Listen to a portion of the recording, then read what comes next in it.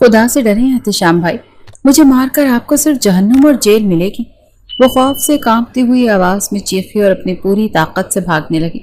उसके पीछे गुस्से से भरे एहतशाम लगारी के कदमों की धमक उसके दिल की धड़कनों को और तेज कर रही थी। उसका बस नहीं चल रहा था कि वो एक लम्हे में नैना की जान ले ले।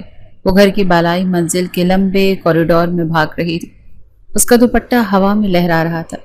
बिलाखिर एहतशाम ने एक लंबी छलांग लगाकर उसे बाजू से पकड़ लिया।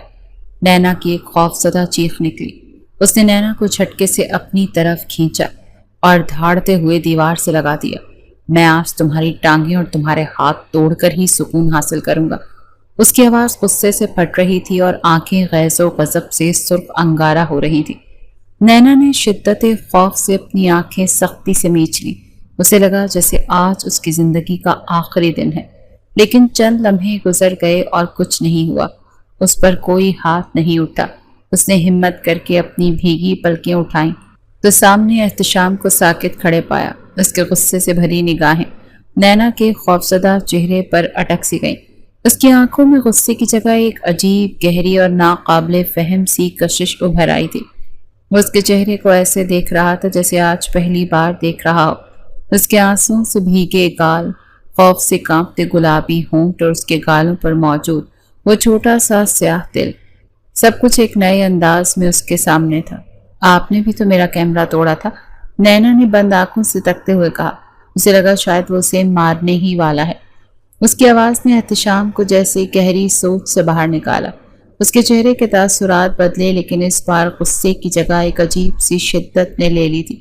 वो खामोशी से पलट गया और नैना आंखें खोलते ही उसे सामने न पाकर अपनी जान बचाकर सीधा अपने कमरे में भाग गई। अभी कल की ही बात है, नैना गुस्से में बड़बड़ा रही थी। पता नहीं खुद को समझता क्या है ये हलाकू खान की औलाद। नैना ने अपने कमरे का दरवाजा जोर से बंद करते हुए गुस्से से बड़बड़ाई। उसकी सांसें फूली हुई थी और दिल अभी तक खौफ से कांप रहा था। कमरे में बेड पर बैठी उसकी कजन फरहीन, जो शोर सुनकर उसके पीछे आई थी, ने घबरा कर पूछा, नैना क्या हुआ? भाई इतना गुस्से में क्यों थे? तुम ठीक तो हो? नैना ने अपना बैग गुस्से से बेड पर पटका। ठीक? मैं कैसे ठीक हो सकती हूँ फरहीन? सब कुछ उस मनहूस दिन और उस कैमरे की वजह से शुरू हुआ। उसकी आवाज में आंसुओं की नमी थी। एक दिन पहले का मंजर उसकी आंखों के सामने घूम गया। वो लाउंज में बैठी बड़े शौक से अपना कैमरा फरहीन को दिखा रही थी। देखो फरहीन, ये तस्वीर मैंने कल शाम लॉन में ली थी।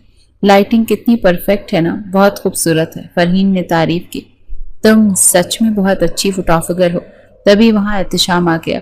उसने एक नागवार नजर नैना और उसके कैमरे पर डाली। यही काम रह गया है तुम्हारे पास? सारा दिन इस डब्बे के साथ लगी रहती हो। कभी कोई किताब भी खोल लिया करो। नैना का मूड फौरन खराब हो गया। मैं अपने कॉलेज का काम खत्म करके बैठी हूँ और ये डब्बा नहीं, मेरा कैमरा है। जो भी है, एहतशाम ने बेनियाजी से जवाब दिया। ये फजूल शौक छोड़ो और अपने मुस्तकबिल पर ध्यान दो। ये तस्वीरें खींचना तुम्हें कोई डिग्री नहीं दिला देगा। आपको मेरे शौक से क्या मसला है? नैना तुनक कर बोली।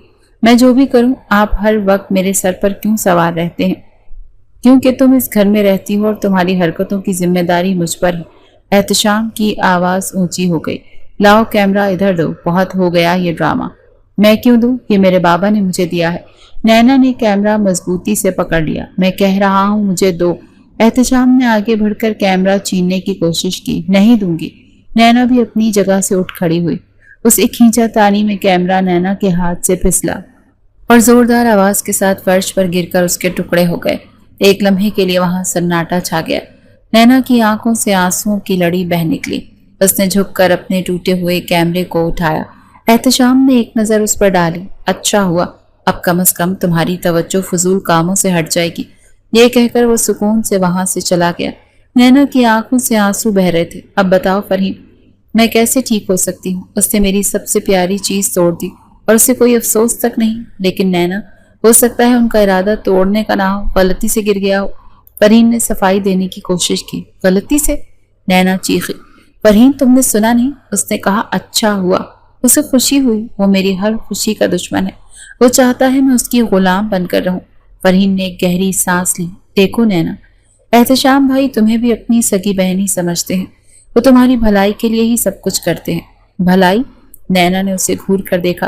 तुम्हारे साथ तो कभी ऐसा नहीं किया उन्होंने। تمہارے ہر شوق کو پورا کرتے ہیں، ساری سختیاں، سارے اصول صرف میرے لیے ہی رہ گئے ہیں۔ فرحین مسکرائی۔ میڈم، جیسے کام آپ کرتی ہیں ویسے میں نہیں کرتی۔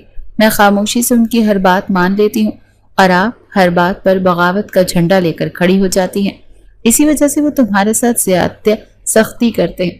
یہ دیکھو بی بی، معاف کرو مجھے۔ نینا نے اس کے آگے ہاتھ باندھے۔ جیسا وہ ہے نا ہلاکو خان کی اولاد، ویسی ہی تم اس کی وکیل ہو۔ خبردار جو اب ایک لفظ بھی اس کے حق میں بولا تو نہیں تو کیا کر لو گی؟ فرحین نے اسے چھیڑا۔ نینا نے اپنے آنسو پہنچے۔ اس کی آنکھوں میں اب انتقام کی آگ بھڑک رہی تھی۔ میں تمہارا تو کچھ نہیں کروں گی، لیکن اس ہلاکو خان کو ایسا سبق سکھاؤں گی کہ وہ زندگی بھر یاد رکھے گا۔ یہ کہہ کر وہ غصے سے کمبل اوڑھ کر بستر پر لیٹ گئی۔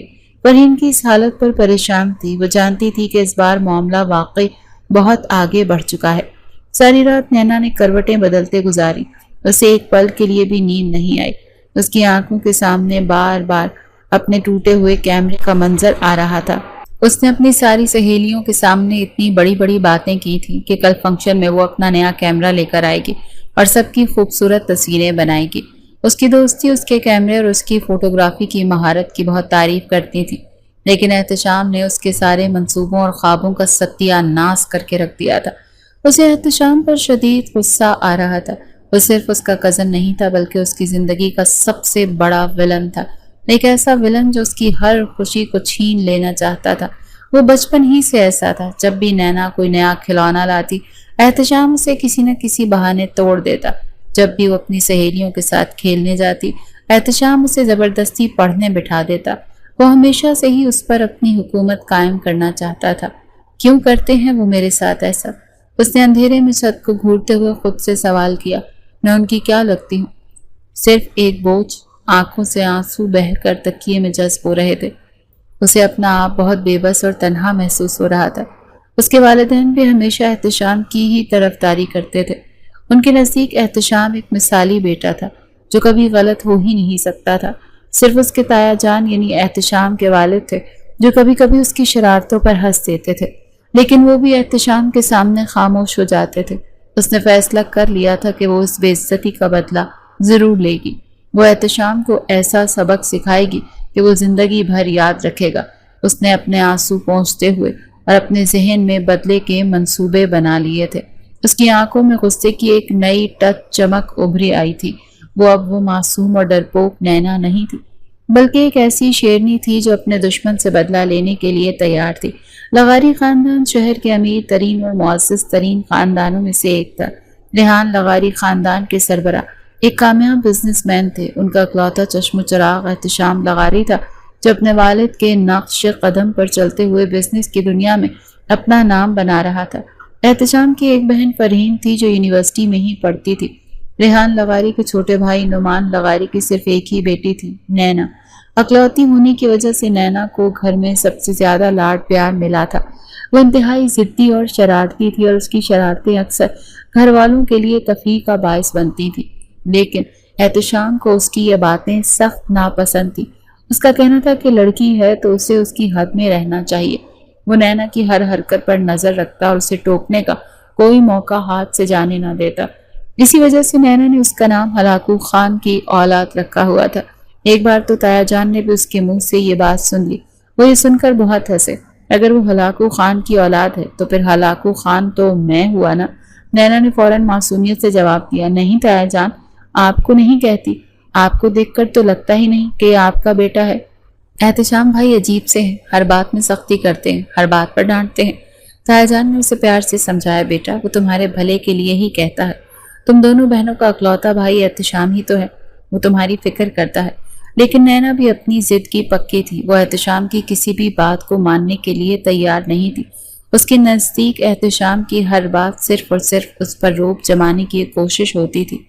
ان دونوں کے درمیان ایک نہ ختم ہونے والی جنگ چھڑی ہوئی تھی جس میں کبھی کوئی جیتتا تو کبھی کوئی ہارتا، لیکن اس بار کیمرہ توڑ کر احتشام نے ایک ایسی لکیر پار کر دی جس کے بعد نینا نے بھی فیصلہ کر لیا تھا کہ اب وہ خاموش نہیں رہے گی۔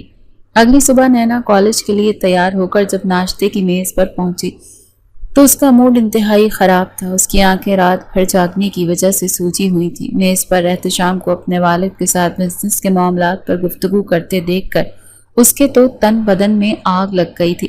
نینا بیٹا آؤ ناشتہ کرو، تائی جان نے اسے پیار سے بلایا۔ وہ خاموشی سے کرسی کھینچ کر بیٹھ گئی۔ تبھی اسے معلوم ہوا کہ آج احتشام کی ایک بہت بڑی بین الاقوامی ڈیل کے سلسلے میں میٹنگ ہے۔ تائی جان اور اس کے ابو کو بھی اسی میٹنگ میں جانا تھا، لیکن وہ کسی اور کام سے پہلے ہی نکل چکے تھے۔ احتشام تم نینا کو کالج ڈراپ کر دینا، تائی جان نے جانے سے پہلے کہا تھا۔ یہ سننا تھا کہ نینا کا منہ اور چڑھ گیا۔ آج پھر اسی مصیبت کے ساتھ کالج جانا پڑے گا۔ اس نے دل ہی دل میں سوچا، سارے راستے اس کے لیکچرز ختم نہیں ہوں گے۔ ایسی دوستیاں نہ بناؤ، وقت پر گھر آؤ، زیادہ ہنسا مت کرو، پتہ نہیں یہ ہلاکو خان کب میری جان چھوڑے گا۔ کاش کہ یہ لڑکی ہوتی اور اس کی شادی کروا کر کہیں دور بھیج دیتے تو میری تو جان ہی چھوٹ جاتی۔ وہ منہ میں بڑبڑاتی ہوئی اپنا بیگ لینے کے لیے اپنے کمرے میں گئی۔ جیسے ہی وہ اپنے کمرے میں داخل ہوئی، اس نے دروازہ بند کیا اور غصے سے میز کی طرف بڑھی۔ اس کی نظر میز پر پڑے رنگین مارکرز اور کاغذ پر پڑی۔ اس کے ذہن میں بجلی کسی تیزی سے ایک ترکیب آئی، ایک ایسی ترکیب جو احتشام کو اس کی زندگی کی سب سے بڑی بے عزتی کا مزہ چکھانے والی تھی۔ اس کے چہرے پر ایک شیطانی مسکراہٹ نمودار ہوئی۔ وہ یہ سوچتے ہی چٹکی بجا کر ہنسی۔ اس نے جلدی سے ایک کاغذ کا ٹکڑا کاٹا اور اس پر موٹے جلی حروف میں لکھا، میں ہلاکو خان کی اولاد ہوں۔ وہ ابھی لکھ ہی رہی تھی کہ دروازے پر دستک ہوئی اور فرحین اندر داخل ہوئی۔ نینا تم یہاں، میں تمہیں ڈھونڈ رہی تھی۔ فرحین نے اسے کاغذ پر کچھ لکھتے دیکھ کر پوچھا، یہ کیا کر رہی ہوں؟ نینا نے جلدی سے کاغذ چھپانے کی کوشش کی، لیکن فرحین کی نظر اس پر پڑ گئی۔ کچھ نہیں، بس کالج کا ایک پروجیکٹ ہے۔ فرحین نے اس کے قریب آ کر کاغذ اس کے ہاتھ سے لے لیا۔ اس پر لکھی تحریر پڑھ کر اس کی آنکھیں حیرت سے پھیل گئی۔ نینا یہ کیا پاگل پن ہے؟ تم یہ بھائی کے لیے لکھ رہی ہو؟ ہاں، اسی ہلاکو خان کے لیے کر رہی ہوں۔ نینا نے کاغذ واپس چھینتے ہوئے غصے سے جواب دیا، اس نے سب کے سامنے میرا کیمرہ توڑا ہے، میں سب کے سامنے اس کا مذاق بناؤں گی؟ حساب برابر۔ خدا کے لیے نینا ایسا مت کرو۔ فرحین نے اسے سمجھانے کی کوشش کی، تم جانتی ہو بھائی کا غصہ کتنا تیز ہے، وہ تمہیں نہیں چھوڑیں گے۔ میں نہیں ڈرتی اس سے، نینا نے نخوت سے جواب دیا۔ بہت ہو گیا اس کا روب، آج اس کی بادشاہت کو میں چیلنج کروں گی۔ اس سے کچھ حاصل نہیں ہوگا، صرف بدمزگی ہوگی۔ مجھے تو صرف اپنا بدلہ پورا کرنا ہے، نینا نے کاغذ کے پیچھے ٹیپ لگاتے ہوئے حتمی لہجے میں کہا۔ اب تم پلیز یہاں سے جاؤ، ورنہ تمہارا لیکچر سن کر میرا ارادہ بدل جائے گا۔ فرحین نے مایوسی سے سر ہلایا۔ وہ جانتی تھی کہ جب نینا کچھ کرنے کی ٹھان لے تو اسے کوئی نہیں روک سکتا۔ وہ خاموشی سے کمرے سے باہر چلی گئی اور اس کے جانے کے بعد نینا نے اپنے ہتھیار کو احتیاط سے اپنی جیب میں رکھا، اپنے بالوں کو پیچھے کرتے ہوئے بیگ پہنا اور ایک فاتحانہ مسکراہٹ کے ساتھ نیچے کی طرف بھاگی۔ اس کا سارا غصہ اور اداسی اب ایک خطرناک جوش میں بدل چکے تھے۔ احتشام اپنی گاڑی کے پاس اس کا انتظار کر رہا تھا۔ اس نے نینا کے لیے فرنٹ سیٹ کا دروازہ کھولا۔ میں پیچھے بیٹھوں گی، نینا نے نخوت سے جواب دیا۔ شوق سے بیٹھو، مجھے بھی کوئی شوق نہیں تمہیں آگے بٹھانے کا، احتشام نے سرد لہجے میں جواب دیا۔ آگے بیٹھے بھی گئی تو کوئی نہ کوئی شرارت کر کے مجھے تنگ ہی کرو گی، پھر مجھے غصہ آئے گا۔ یہی کہتے احتشام نے فرنٹ سیٹ کا دروازہ بند کیا اور ڈرائیونگ سیٹ پر آ کر بیٹھ گیا۔ نینا خاموشی سے پچھلی سیٹ پر بیٹھ گئی۔ سارے راستے وہ بالکل خاموش رہی، جو کہ احتشام کے لیے بڑی حیران کن بات تھی۔ وہ سوچ رہا تھا کہ آج اس مخلوق کو کیا ہو گیا جو ہر وقت بولتی رہتی تھی، آج اتنی چپ کیوں ہے؟ تبھی احتشام کا فون بجا۔ یہ اس کی میٹنگ کے حوالے سے ایک بہت اہم کال تھی۔ اس نے بلوٹوتھ آن کیا اور کال پر بات کرنے میں مصروف ہو گیا۔ اس کا پورا دھیان کال پر تھا۔ نینا کو اس کے موقع کا انتظار تھا۔ اس نے جلدی سے اپنی جیب سے وہ چٹ نکالی اور آہستہ سے آگے جھک کر وہ چٹ احتشام کی کوٹ کی پشت پر چپکا دی۔ اس کا دل زور زور سے دھڑک رہا تھا، لیکن اس کے چہرے پر مکمل سکون تھا۔ اس نے اپنا کام اتنی صفائی سے کیا تھا کہ احتشام کو کانوں کان خبر نہ ہوئی۔ کال ختم ہوتے ہی نینا نے اپنا معصومانہ آواز میں بولنا شروع کیا۔ احتشام بھائی، سوری، کل والی بات پر میں نے آپ کے ساتھ کچھ زیادہ ہی بدتمیزی کر لی تھی، میں بہت شرمندہ ہوں۔ احتشام اس کی اس اچانک تبدیلی پر حیران ہی رہ گیا۔ اسے لگا شاید اس میں کچھ عقل آ گئی۔ وہ مسکرایا، اللہ کرے تمہیں سمجھ آ جائے۔ جس دن تمہیں سمجھ آ گئی اس دن دنیا ہی سدھر جائے گی۔ جیسے ہی کالج آیا احتشام نے گاڑی روکی۔ چلو اترو گاڑی سے اور سیدھی کالج ہی جانا، واپسی پر میں تمہیں پک کر لوں گا۔ نہیں نہیں بھائی، میں تایا ابو کے ساتھ چلی جاؤں گی، نینا نے جلدی سے جواب دیا۔ ابو میٹنگ میں مصروف ہوں گے، میں میٹنگ ختم کرتے ہی تمہیں اور فرحین کو پک کر لوں گا، احتشام نے حتمی لہجے میں کہا۔ نینا بہادر طریقے سے گاڑی سے اتری اور سیدھا کالج کی طرف چل دی، لیکن جاتے جاتے اس نے ایک دفعہ پیچھے مڑ کر احتشام کو دیکھا اور اس کے لبوں پر ایک فاتحانہ مسکراہٹ تھی۔ احتشام نے اس کی مسکراہٹ کو نظر انداز کیا اور گاڑی سٹارٹ کر دی، کیونکہ اسے جلد از جلد میٹنگ میں پہنچنا تھا۔ اسے اندازہ نہیں تھا کہ اس کی پیٹھ کے پیچھے کیا طوفان اس کا منتظر ہے۔ احتشام لغاری جب اپنی کمپنی کی شاندار عمارت میں داخل ہوا تو اسے کچھ عجیب سا محسوس ہوا۔ گیٹ پر کھڑے سیکیورٹی گارڈ نے اسے سلوٹ تو کیا، لیکن اس کے لبوں پر ایک دبی دبی سی مسکراہٹ تھی جسے احتشام نے نوٹ تو کیا لیکن نظر انداز کر دیا۔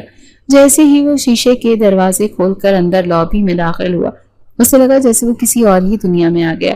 ریسیپشن پر بیٹھی لڑکی نے اسے دیکھ کر اپنی ہنسی روکنے کی ناکام کوشش کی۔ اس کے ساتھ کھڑے ایک کلرک نے تو منہ پر ہی ہاتھ رکھ لیا۔ عجیب بات ہے، سب لوگوں کو کیا ہو گیا ہے، اس نے دل ہی دل میں سوچا۔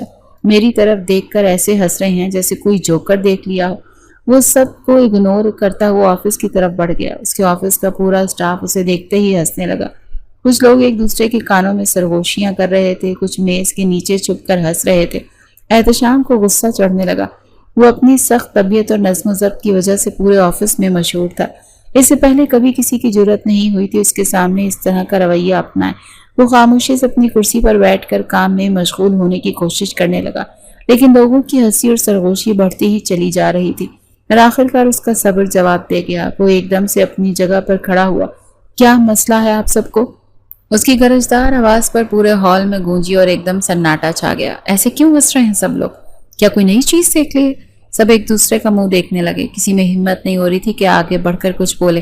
تب اس کا مینیجر جو ایک سمجھدار آدمی تھا ہمت کر کے آگے بڑھا۔ آئی ایم سوری سر، وہ ہچکچا رہا تھا۔ کیا دراصل؟ صاف صاف بتائیں۔ احتشام دہاڑا۔ سر آپ کی کوٹ کے پیچھے یہ چٹ لگی ہوئی ہے، مینیجر نے ڈرتے ڈرتے کہا۔ کون سی چٹ؟ احتشام نے حیرت سے پوچھا اور اپنی کمر کی طرف ہاتھ بڑھانے کی کوشش کی۔ مینیجر نے آگے بڑھ کر وہ چٹ اتاری اور اس کے ہاتھ میں تھما دی۔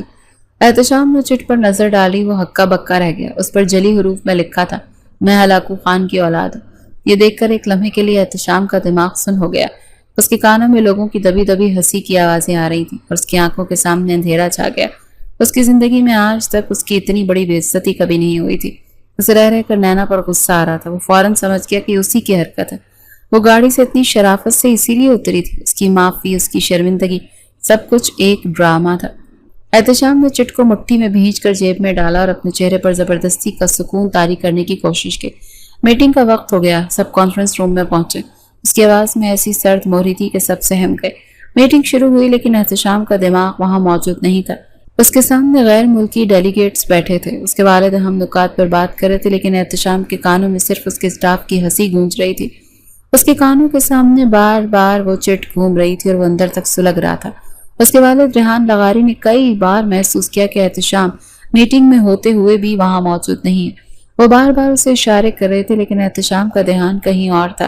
چچا جان اور ابو نے اسے بہت سر پر چڑھا لیا۔ اس نے دل ہی دل میں سوچا، اس لیے شرارتیں اب حد سے بڑھتی جا رہی ہیں، لیکن آج اس نے میری عزت کو سر عام نیلام کیا ہے، میں اسے چھوڑوں گا نہیں۔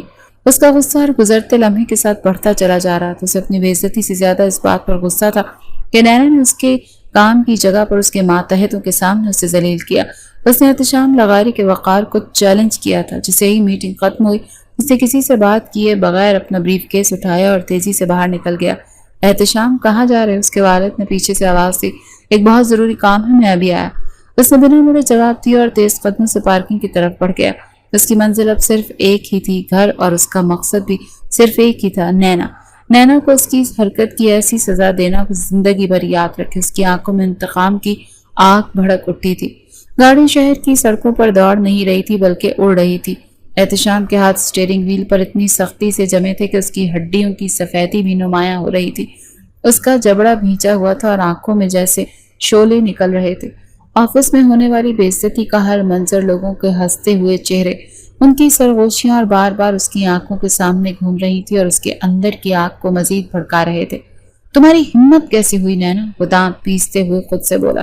تم نے میری عزت کا تماشا بنا کے رکھ دیا، میرے ہی آفس میں، میرے ہی لوگوں کے سامنے۔ میں تمہیں نہیں چھوڑوں گا۔ اس نے غصے سے گاڑی کی سپیڈ اور بڑھا دی۔ ایک موڑ کار تقریباً بے قابو ہوتے بچی۔ اسے احساس ہوا کہ اس حالت میں ڈرائیونگ خطرناک۔ اس نے گاڑی ایک جھٹکے سے سڑک کے کنارے روکی اور اسٹیئرنگ پر سر ٹکا دیا۔ اس نے چند گہری سانسیں لی تاکہ اپنے غصے کو قابو کر سکے۔ کچھ لمحوں کے بعد اس نے خود کو تھوڑا سنبھالا، اپنا فون نکالا۔ اس نے اپنی بہن فرحین کا نمبر ملایا۔ ہیلو، دوسری طرف سے فرحین کی آواز آئی۔ فرحین گھر پر ہو؟ احتشام کی آواز دبی ہوئی اور سرتی۔ جی بھائی، خیریت؟ آپ کی آواز کو کیا ہوا؟ فرحین نے اس کے لہجے میں چھپے طوفان کو محسوس کرتے ہوئے پوچھا۔ نینا کہاں ہے؟ اس نے براہ راست سوال کیا۔ وہ اپنے کمرے میں ہے، کالج سے آ کر شاید سو رہی ہے۔ پر کیا ہوا بھائی؟ آپ اتنے غصے میں کیوں لگ رہے ہیں؟ پلیز بتائیں مجھے۔ فرحین کی آواز میں تشویش تھی۔ کچھ نہیں ہوا، احتشام نے سختی سے جواب دیا۔ بس اسے کہنا کہ میرے گھر پہنچنے تک اپنے کمرے سے باہر قدم نہ رکھے۔ اس سے پہلے کہ فرحین مزید کچھ پوچھتی، احتشام نے کال کاٹ دی۔ اس نے فون سیٹ پر پٹخا اور ایک بار پھر گاڑی سٹارٹ کر دی۔ اب اس کے چہرے پر غصے کے ساتھ ساتھ ایک سرد اور بے رحم ارادے کی پرچھائیاں تھیں جو کسی بھی طوفان کا پیش خیمہ تھی۔ حویلی اب چند منٹوں کی دوری پر رہ گئی تھی۔ احتشام نے گاڑی انتہائی تیز رفتاری سے چلاتے ہوئے گھر کی طرف موڑی۔ اس کا دماغ غصے سے پھٹ رہا تھا اور دل میں انتقام کی آگ بھڑک رہی تھی۔ گھر پہنچتے اس نے گاڑی پورچ میں ایک جھٹکے سے روکی اور طوفان کی طرح اندر داخل ہوا۔ چچی جان، نینا کہاں ہے؟ لاؤنج میں اپنی چچی سے ٹکراتے ہی اس نے گرجدار آواز میں پوچھا۔ اس کے چہرے پر پریشانی دیکھ کر بھی وہ نہیں رکا اور دو سیڑھیاں پلانگتا ہوا اوپر کی طرف بھاگا۔ وہ جانتا تھا کہ ہر دفعہ کی طرح اس بار بھی کوئی نہ کوئی نینا کو بچا لے گا، لیکن آج اس نے تہیہ کر لیا تھا کہ وہ کسی کی نہیں سنے گا۔ نینا اپنے کمرے میں نہا دھو کر فریش ہونے کے بعد اپنے آج کے منصوبے کی کامیابی پر بہت خوش تھی۔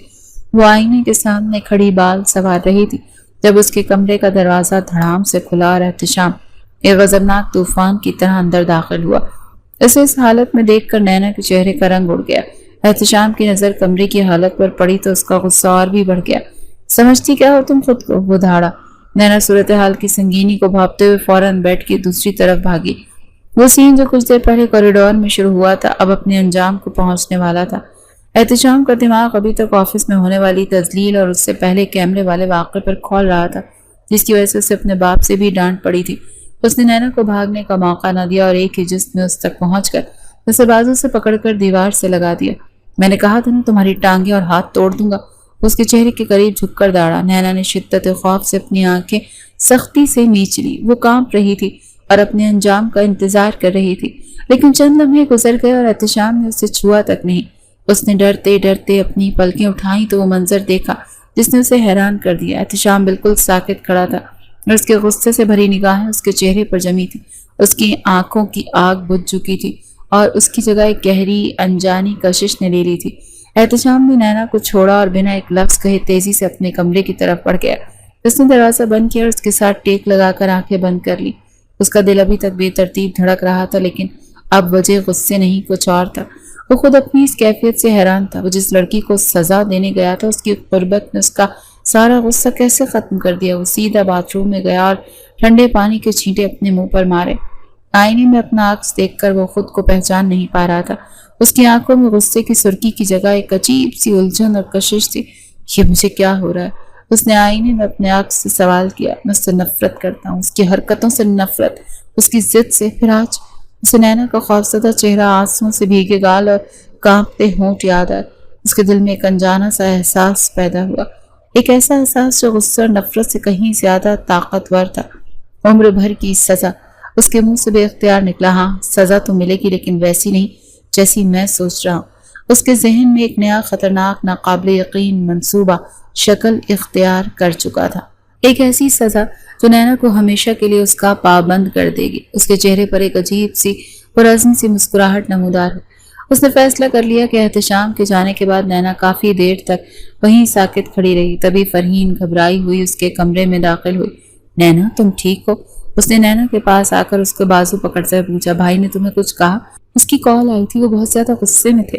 نینا نے نفی میں سر ہلایا، لیکن اس کی آنکھوں میں ابھی تک خوف اور حیرت تھی۔ پھر تم اتنی سہمی ہوئی کیوں؟ کیا ہوا؟ فرحین نے اصرار کیا۔ مجھے کچھ سمجھ نہیں آ رہا فرحین، نینا نے کانپتی ہوئی آواز میں کہا۔ وہ مجھے مارنے آئے تھے، بہت غصے میں تھے، لیکن پھر اچانک وہ بس مجھے گھورتے رہے اور پھر چلے گئے۔ وہ فرحین کو یہ نہیں بتا سکی کہ احتشام کی آنکھوں میں غصے کی جگہ اس نے کیا دیکھا تھا۔ اسے خود بھی تو یقین نہیں آ رہا تھا۔ شکر ہے بچت ہو گئی، فرحین نے سکھ کا سانس لیا۔ آئندہ ایسی کوئی حرکت مت کرنا، تم جانتی ہو بھائی کا غصہ کتنا برا ہے۔ نینا خاموش رہی، اس کا دل بھی زور زور سے دھڑک رہا تھا، لیکن اب خوف کی جگہ ایک انجانی سی الجھن اور تجسس نے لے لی تھی۔ عمر بھر کی سزا والے الفاظ اس کے کانوں میں گونج رہے تھے۔ رات کو کھانے کی میز پر جاتے ہوئے اس کے پیر کانپ رہے تھے۔ اس نے نظر اٹھا کر بھی احتشام کی طرف نہیں دیکھا جو کہ اس کے بالکل سامنے بیٹھا تھا۔ سب خاموش تھے، کھانا کھا رہے تھے۔ تبھی تایا جان نے پوچھا، ہاں احتشام، تم کچھ کہنا چاہتے تھے؟ احتشام نے چمچ پلیٹ میں رکھا، گلا صاف کیا۔ جی بابا، میں یہ کہنا چاہتا تھا یہ کہتے ہوئے احتشام نے ایک لمحے کے لیے رکا اور سیدھا نینا کے چہرے کی طرف دیکھنے لگا، جس نے گھبرا کر نظریں اٹھائیں۔ دونوں کی نظریں ملی۔ نینا کا دل دھک سے رہ گیا۔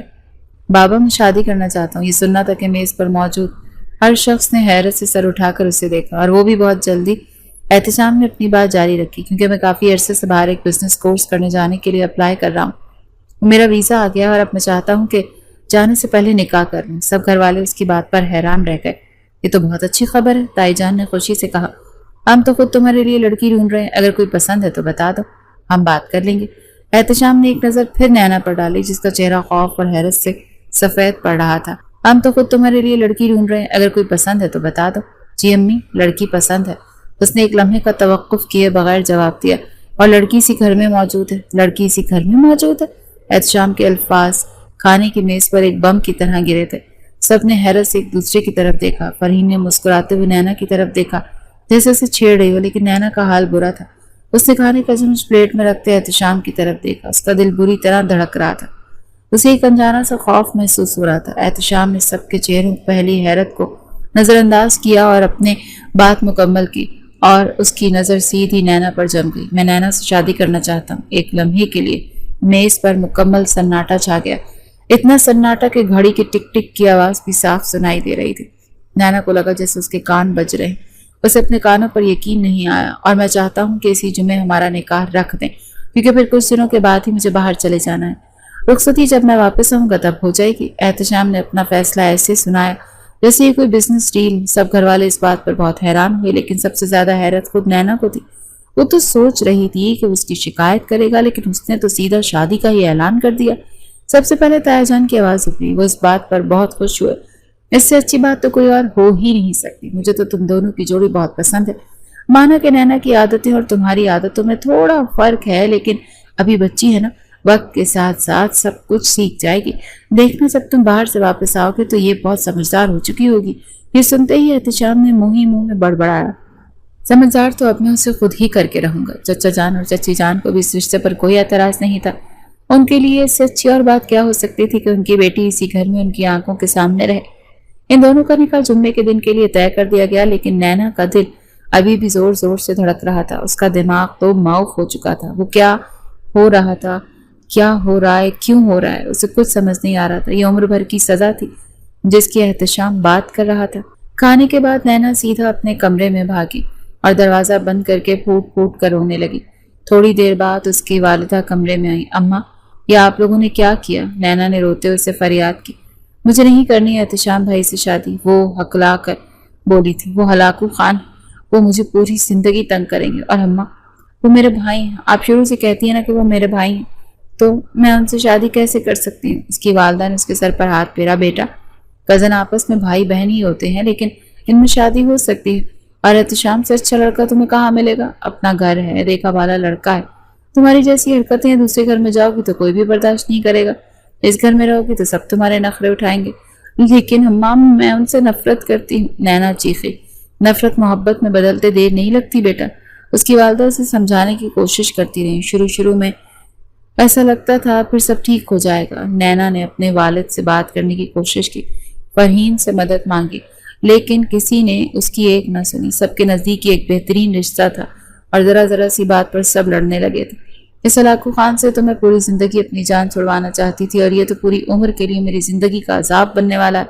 اس نے روتے روتے فرحین سے کہا۔ وہ عمر بھر کی سزا کی بات کر رہا تھا۔ یہی وہ سزا تھی سچ میں، یہ کیسی سزا سے کم نہیں ہے۔ فرحین اسے گلے لگا۔ پلیز نینا، ایسا مت سوچو، بھائی تم سے پیار کرتے ہیں۔ پیار؟ نینا نے طنزیہ انداز میں روتے ہوئے کہا۔ تمہیں ان کا پیار نظر آتا ہے؟ مجھے تو صرف ان کی جیل نظر آتی ہے جس میں وہ مجھے قید کرنا چاہتے۔ کوئی بھی اس کی بات سننے یا سمجھنے کو تیار نہیں تھا۔ وہ خود کو بہت تنہا اور بے بس محسوس کر رہی تھی۔ اس کی قسمت کا فیصلہ ہو چکا تھا اور اس کے ہاتھ میں کچھ بھی نہیں تھا۔ جمعے کا دن آ گیا۔ گھر میں صبح سے ہی چہل پہل تھی۔ ایک سادہ سی تقریب کا اہتمام کیا گیا تھا جس میں صرف قریبی رشتہ دار ہی مدعو تھے۔ نینا کو زبردستی تیار کیا گیا۔ وہ ہلکے گلابی رنگ کے جوڑے میں ملبوس، لیکن اس کے چہرے پر کوئی رونق نہیں تھی۔ وہ ایک بے جان گڑیا کی طرح بیٹھی تھی اور سب اسے یہ کہہ رہے تھے کہ وہ خاموشی سے کرتی جا رہی تھی۔ اس کا دل زور زور سے دھڑک رہا تھا۔ اسے لگ رہا تھا جیسے وہ کسی پھانسی گھاٹ کی طرف جا رہی ہے۔ وہ بار بار دعا کر رہی تھی کہ کوئی معجزہ ہو جائے اور یہ نکاح رک جائے۔ دوسری طرف احتشام سفید شلوار قمیص پر واسکٹ پہنے بہت پروقار لگ رہا تھا۔ اس کے چہرے پر ایک عجیب سا سکون اور اطمینان تھا۔ وہ بار بار نظریں چرا کر نینا کو دیکھ لیتا جس کا چہرہ آنسوؤں سے بھیگا تھا۔ جب نکاح خان نے اس کی قبولیت کے لیے پوچھا تو نینا کی زبان گنگ ہو گئی۔ اس نے روتی ہوئی نظروں سے اپنے والدین کی طرف دیکھا جنہوں نے اسے سر ہلانے کا اشارہ کیا۔ ایک گہری ٹھنڈی سانس بھر کر اس نے کانپتی آواز میں قبول ہے کہہ دیا، اور احتشام نے بغیر کسی تاخیر کے فوراً قبول ہے کہہ کر اس رشتے کو قانونی حیثیت دے دی۔ نکاح کے فوراً بعد جب سب ایک دوسرے کو مبارکباد دے رہے تھے، احتشام نے ایک اور مطالبہ سامنے رکھ دیا جسے سن کر سب حیران رہ گئے۔ بابا، میں چاہتا ہوں نینا کی رخصتی بھی آج ہی ہو جائے۔ یہ سننا تھا کہ سب ایک دم خاموش ہو گئے۔ لیکن بیٹا، اتنی جلدی؟ ابھی تو کوئی تیاری بھی نہیں کی اور تم کچھ دنوں کے لیے جا بھی رہے ہو۔ تائی جان نے حیرت سے کہا، امی میں چاہتا ہوں کہ جانے سے پہلے کچھ وقت نینا کے ساتھ گزاروں، ہم ایک دوسرے کو سمجھ سکیں۔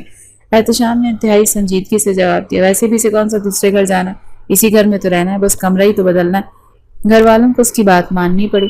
احتشام کے والد نے فیصلہ سنا دیا کہ رخصتی آج ہی ہوگی۔ نینا کو روتے دھوتے احتشام کے کمرے میں بھیج دیا گیا۔ کمرے کو پھولوں سے سجایا گیا۔ احتشام کے گھر والوں نے جلدی میں کچھ انتظامات کیے، لیکن نینا کو وہ کمرہ کسی سجی ہوئی جیل سے کم نہیں لگ رہا تھا۔ وہ سہم کر بیڈ پر بیٹھ کے اور آنسو بہانے لگی۔ اسے پتا تھا کہ آج اس کے ساتھ بہت برا ہونے والا۔ اس نے احتشام کی اتنی بڑی بے عزتی کی تھی اور اب اس کے نکاح میں تھی۔ اب تو وہ آسانی سے اپنے سارے بدلے لے سکتا تھا۔ وہ اس کے ہاتھ پاؤں توڑ سکتا ہے اور کوئی اسے کچھ نہیں کہے گا۔ سب یہی سمجھیں گے کہ نینا نے ہی کوئی غلطی کی ہوگی۔ یہی سوچتے ہوئے وہ گھٹنوں میں سر دے کر بیٹھ گئی۔ اسے اپنی زندگی اندھیر ہوتی محسوس ہو رہی تھی۔ اتنے میں دروازہ کھلنے کی آواز آئی۔ اس نے ڈر کر سر اٹھایا تو سامنے وہی ہلاکو خان کھڑا تھا۔ اس کے چہرے پر ایک عجیب سی مسکراہٹ تھی۔ وہ آہستہ آہستہ چلتا ہوا اس کے قریب آیا۔ نینا کا دل خوف سے اچھل کر حلق میں آ گیا۔ اس کے بالکل قریب آ کر بیڈ پر بیٹھ گیا۔ نینا سہم کر اور پیچھے ہو گئی۔ احتشام نے نرمی سے اپنا ہاتھ بڑھایا اور اس کا سرد کانپتا ہوا ہاتھ اپنے گرم ہاتھ میں لے لیا۔ آئی لو یو نینا۔ اس کی محبت بھری سرگوشی نینا کے کانوں میں پڑی تو ایک زوردار جھٹکا لگا۔ اسے لگا جیسے اس کے پورے بدن میں کرنٹ دوڑ گیا۔ اس نے ایک جھٹکے سے اپنا ہاتھ اس کی گرفت سے چھڑوایا اور بے یقینی سے اسے دیکھنے لگی۔ کیا کہا آپ نے؟ میں نے کہا آئی لو یو، احتشام نے مسکراتے ہوئے دہرایا، اور خدا کا واسطہ مجھے بھائی نہ کہو، شوہر ہوں تمہارا۔ نینا حیرت سے منہ کھولے اسے دیکھ رہی تھی۔ اور یہ ہلاکو خان؟ اس نے نینا کا ہاتھ دوبارہ اپنے ہاتھ میں لیتے ہوئے کہا، اب اپنی پوری زندگی تم پر قربان کرنے کے لیے تیار۔ نینا کو کچھ سمجھ نہیں آ رہا تھا کہ یہ سب کیا ہو رہا ہے۔ یہ وہی احتشام تھا جو کچھ دن پہلے اس کی جان لینے پر تلا ہوا تھا۔ کیا مطلب ہے آپ کا؟ اس نے ہکلاتے ہوئے پوچھا۔ یہ نہیں، آپ مجھ سے کوئی بدلہ نہیں لیں گے؟ احتشام مسکرایا۔ اس کی مسکراہٹ میں سچائی اور گہری محبت تھی۔ نہیں، بدلہ تو لوں گا، لیکن بدلے میں تمہاری نفرت نہیں، تمہاری محبت اور تمہارا پیار حاصل کرنا چاہتا ہوں۔ احتشام کی آواز نینا کے لیے کسی معجزے سے کم نہیں تھی۔ جس شخص سے وہ موت کی طرح ڈر رہی تھی وہ اس سے اظہار محبت کر رہا تھا۔ اس کی ساری پریشانی، سارا خوف ایک دم سے غائب ہو گیا۔ اس نے دونوں ہاتھ اپنے منہ پر پھیرے۔ شکر ہے خدا کا، میں تو ڈر ہی گئی تھی کہ پتہ نہیں آپ مجھ سے کون سا بدلہ لیں گے۔ اس کی آواز میں سکون اور راحت تھی۔ احتشام نے ایک جھٹکے سے اسے اپنے قریب کیا۔ بدلہ تو بہت بڑا ہے، عمر قید کی سزا سنائی ہے میں نے تمہیں۔ اپنی محبت میں اس نے اپنا ہاتھ بڑھا کر نینا کے رخسار پر پھیرا۔ تمہاری ہر حرکت سے، تمہاری ہر شرارت سے میں سخت چڑھتا تھا۔ اس دن بھی جب تم نے میری بے عزتی کی تو میں غصے سے پاگل ہو گیا تھا، لیکن جب میں نے تمہیں اس دن اتنے قریب سے دیکھا، تمہارے چہرے پر وہ خوف اور معصومیت دیکھی، تو میرا سارا غصہ ایک ہی لمحے میں محبت میں بدل گیا۔ مجھے احساس ہو گیا کہ میں جس لڑکی سے لڑتا ہوں وہ کتنی خوبصورت۔ وہ پوری طرح نینا پر جھکا ہوا تھا۔ نینا کو اپنی سانس اٹکتی ہوئی محسوس ہوئی۔ تم اتنی خوبصورت ہو نینا کہ میں اس دن کے بعد سے ایک پل بھی تمہیں اپنے ذہن سے نہیں نکال سکا۔ میں نے اسی وقت فیصلہ کر لیا تھا کہ اگر تم میری زندگی میں شامل ہوگی تو صرف میری بن کر، میری بیوی بن کر۔ کیا تم بھی مجھ سے ایسی ہی محبت کر سکتی ہو؟ نینا کو تو اپنی سانسیں رکتی ہوئی محسوس ہوئی۔ اس نے شدت جذبات سے اپنی آنکھیں بند کر لی۔ احتشام نے اپنی محبت کی پہلی مہر اس کی پیشانی پر ثبت کر دی۔ آنکھیں کھولو اپنی، اس نے سرگوشی کی۔ کیا یہ لمحہ تم نہیں دیکھنا چاہتی جس کا میں نے کتنے دنوں سے شدت سے انتظار کیا؟ میں تمہیں اپنی باہوں میں بھر کر اس محبت کا اظہار کرنا چاہتا تھا جو اچانک سے اور ایک دم سے تم سے ہو گئی۔ نینا نے آہستہ سے اپنی آنکھیں کھولی۔ وہ شرم سے لال ہو رہی تھی۔ وہ احتشام کے اتنے قریب تھی کہ اس کے دل کی دھڑکن بھی صاف سن سکتی تھی۔ اس نے بنا کچھ کہے اپنا سر اس کے سینے سے لگا دیا۔ یہ اس کی طرف سے خاموش اقرار تھا۔ اگر آپ مجھے اتنی محبت دیں گے تو میں وعدہ کرتی ہوں کہ آئندہ کبھی آپ کو ہلاکو خان کی اولاد نہیں بولوں گی۔ نینا نے اس کے سینے میں منہ چھپاتے ہوئے کہا۔ احتشام ہنس پڑا۔ تو پھر کیا بولو گی؟ اس نے نینا کو خود سے الگ کرتے ہوئے پوچھا۔ تو نینا نے شرماتے ہوئے اس کی آنکھوں میں دیکھا۔ جان، جان بولوں گی میں آپ کو۔ اس بات پر دونوں کا ایک بلند اور پرجوش قہقہا کمرے میں گونجا۔ احتشام نے اسے دوبارہ اپنی باہوں میں بھر لیا۔ ان کی نفرت و لڑائی کی کہانی بالآخر محبت کی خوبصورت داستان میں بدل گئی۔ اگلے کچھ دن نینا کی زندگی کے خوبصورت ترین دن تھے۔ احتشام نے اسے اتنی محبت اور عزت دی جس کا اس نے کبھی تصور ہی نہیں کیا۔ اس کی ہر چھوٹی بڑی خواہش کا خیال رکھتا، اس کی وہی شرارتیں جن پر وہ پہلے غصہ کرتا تھا اب ان پر مسکراتا اور اسے پیار سے چھیڑتا۔ نینا کو احساس ہوا کہ وہ جس شخص سے نفرت کرتی تھی وہ دراصل اس کی کتنی پرواہ کرتا تھا۔ اس کی سختی کے پیچھے بھی اس کی محبت اور فکر چھپی تھی۔ پھر وہ دن بھی آ گیا جب احتشام کو باہر جانا تھا۔ ایئرپورٹ پر نینا اس کے گلے لگ کر بہت روئی۔ اپنا خیال رکھنا، احتشام نے اس کے آنسو پوچھتے ہوئے کہا، اور کوئی شرارت مت کرنا، میں جلدی واپس آ جاؤں گا۔ اب میں کوئی شرارت نہیں کروں گی، اب میں آپ کی اچھی بیوی بن کر رہوں گی، نینا نے روتے ہوئے وعدہ کیا۔ احتشام مسکرایا۔ نہیں، تم ویسی ہی رہنا جیسی ہو، شرارتی، ضدی اور تھوڑی سی پاگل۔ میں تم سے ایسے ہی محبت کرتا ہوں۔ احتشام کے جانے کے بعد نینا بہت بدل گئی تھی۔ اس میں ایک ٹھہراؤ آ گیا تھا۔ وہ اب گھر کے کاموں میں اپنی ساس اور والدہ کا ہاتھ بٹاتی اور فرحین کے ساتھ بھی اس کا رشتہ اور مضبوط ہو گیا تھا۔ لیکن اس کی شرارتیں ابھی بھی ختم نہیں ہوئی تھی۔ وہ روز فون پر احتشام کو اپنی کسی نہ کسی نئی شرارت سے تنگ کرتی اور احتشام بھی اس کی باتوں پر ہنستا اور اسے اپنی محبت کا یقین دلاتا۔ سب گھر والے ان دونوں کی محبت دیکھ کر بہت خوش تھے۔ وہ حیران تھے کہ جو دو لوگ ہر وقت ایک دوسرے سے لڑتے تھے آج ایک دوسرے کے بغیر ایک پل نہیں رہ سکتے۔ ایک سال پلک جھپکتے گزر گیا۔ احتشام اپنا کام مکمل کر کے واپس آ گیا۔ اس کی واپسی پر گھر میں جشن کا سما تھا۔ نینا اسے دیکھ کر خوشی سے پھولے نہیں سما رہی تھی۔ ان کی محبت بھری زندگی کا سفر دوبارہ شروع ہوا۔ نینا اب بھی پوری طرح سمجھدار نہیں ہوئی تھی۔ وہ اب بھی احتشام کو کسی نہ کسی بات پر چھیڑتی، لیکن اب احتشام اس کی ان سب حرکتوں کا جواب غصے سے نہیں بلکہ بے پناہ محبت سے دیتا۔ اس کی ہر شرارت پر وہ اسے اپنی باہوں میں بھر لیتا اور کہتا، تم کبھی نہیں سدھر سکتے۔ وقت گزرتا گیا اور ان کی محبت اور گہری ہوتی گئی۔ پھر ان کی زندگی میں وہ خوشی آئی جس نے ان کے رشتے کو مکمل کر دیا۔ ایک سال بعد اللہ نے انہیں خوبصورت سے بیٹی کی نعمت سے نوازا۔ کمرہ پھولوں اور مبارکباد کے کارڈ سے بھرا ہوا تھا۔ نینا بستر پر لیٹی تھی اور اس کے پاس اس کا چھوٹا سا بیٹا سو رہا تھا۔ احتشام اس کے پاس بیٹھا ٹکٹکی باندھے اپنے بیٹے کو دیکھ رہا تھا۔ اس نے آہستہ سے اپنے بیٹے کے ننھے سے ہاتھوں کو چھوا۔ اتنی محبت کرتا تھا تم سے، اس نے مسکراتے ہوئے نینا کی طرف دیکھ کر کہا، لیکن اب لگتا ہے بیچ میں یہ آ گیا۔ مجھے تو ابھی سے جلن ہو رہی۔ نینا نے مسکرائی۔ آپ کی اور میری محبت کے بیچ کوئی نہیں آ سکتا، یہ تو ہماری محبت کی نشانی ہے۔ یہ کہتے ہوئے نینا نے احتشام کا ہاتھ تھام لیا۔ احتشام نے اس کی طرف محبت بھری نظروں سے دیکھا۔